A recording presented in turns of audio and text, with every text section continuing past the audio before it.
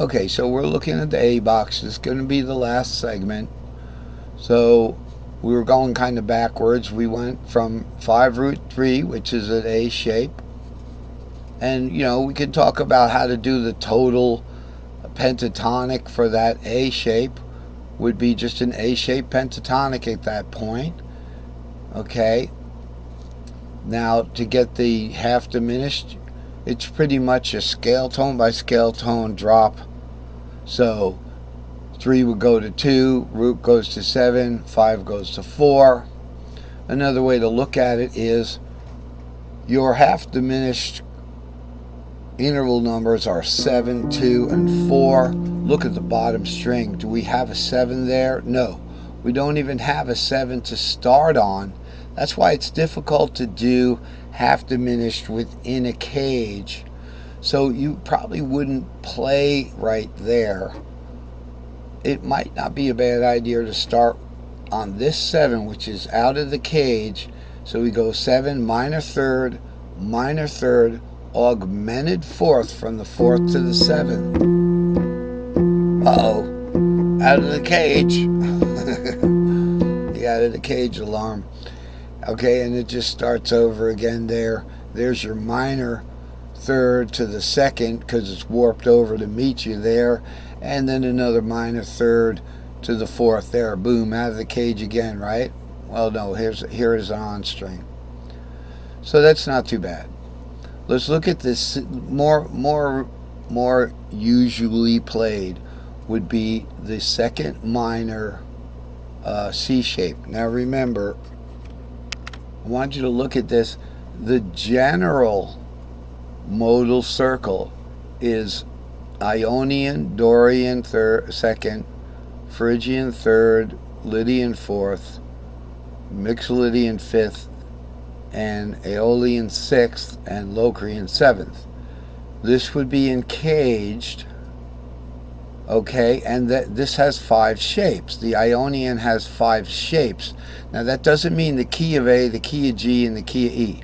It means a C-shaped C, an A-shaped C, a G-shaped C, an E-shaped C, and a D-shaped C. So that would start here. C-shaped C, and then an A-shaped C, and then a G-shaped C, like that, and so on.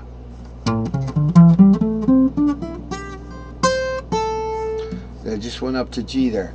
Now with the D minor, with the 2nd minor, if we start by the caged, now notice again we're going around, now we're going on an increasing pentatonic scale. C, D, E, E, and then G. E goes to G, pentatonic. E goes to G, G goes to A. Okay?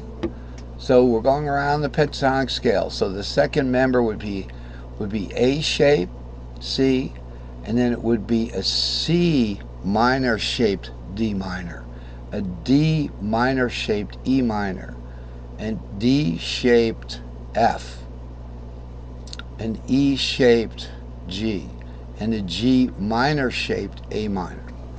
So that's the general way that we go around the modals. So it works pretty good. So I guess we were working on the key of A. For this C minor shape, C minor, we talked all much we want to talk about this. Okay, the C minor shaped D minor. D minor is 2, 4, 6, right? We're looking for a C minor shape. Here's your 6. That starts you off. Okay, so you got 6 is going to go to what?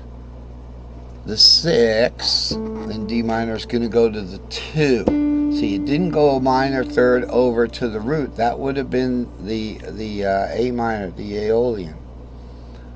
Okay, the 6 goes to the 2. Because remember, it's C minor shape, and C is always starts in 2nd inversion, so it goes straight up. 6 to 2 to 4 to 6 to 2 to 4 out of the cage there. But that's a nice out of the cage. That's a nice out of the cage thing. So starting on the 6 would be the A. It would go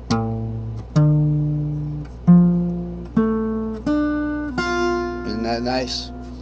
So that's your C minor shaped D minor arpeggio. And we go along, that's everything else kind of falls into place like that.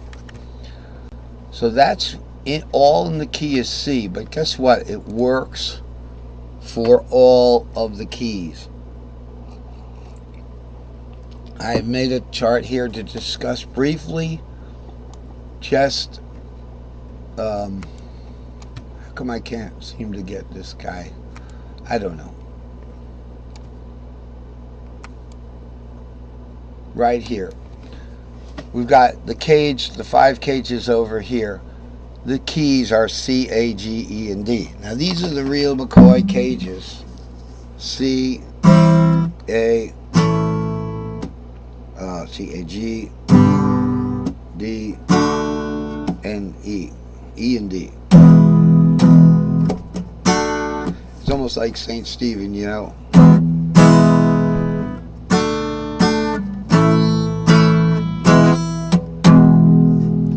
kind of thing. A lot of players like to play that. It just gets you in the mood to play in various keys. The reason why there's no colorations here is because this is key independent. By the way, it could be any key,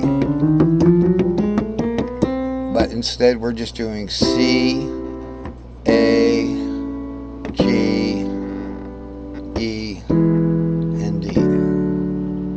Okay, so it's the same thing. 7 root 2. It's just that, say in the key of C, 7 is a B. In the key of D, 7 is a C sharp. So that's going to give rise to these patterns and this diagram here. So let's say the key of D. Alright. The 7th is a C sharp there. You see, this is the same thing. This is the E note, but now in the key of D, E is the 2nd. But guess what? First thing to learn about the 5 key of cages is that the cage starts on what key it is. Somebody says you're in D, the first tripentatonic cage is going to be the D cage in the key of D. So let's talk about a different key. Let's talk about the key of E. Here's the key of E. The first cage is going to be the E cage, okay, which means that the root note is going to be the E note. It's going to be the E cage there. So root note's going to be the E note. In the D cage, the root note's going to be the D shape, rather. Not D note, the D shape. So here's your D shape, 5, root 3. There's your F sharp there for the D, for second inversion. So that's the first thing to remember. So somebody says, let's play something in G, okay. Guess what? The first shape, the first shape you're going to be dealing with is the G shape. So that your G is going to be right there where the G shape roots are.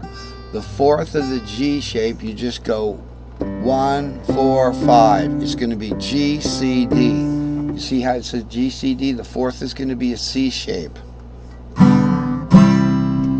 4th of G is C. It's a C shape C. But now the 5th is going to be D shaped.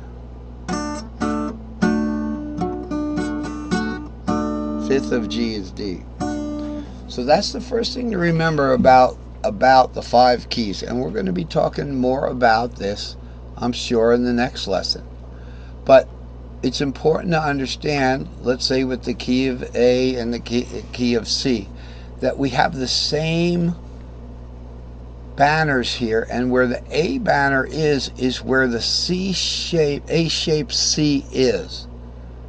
Okay, so here's the A shaped A, 5 root, and an F, a C sharp there. But where that, and that's where the A banner is. So they match up.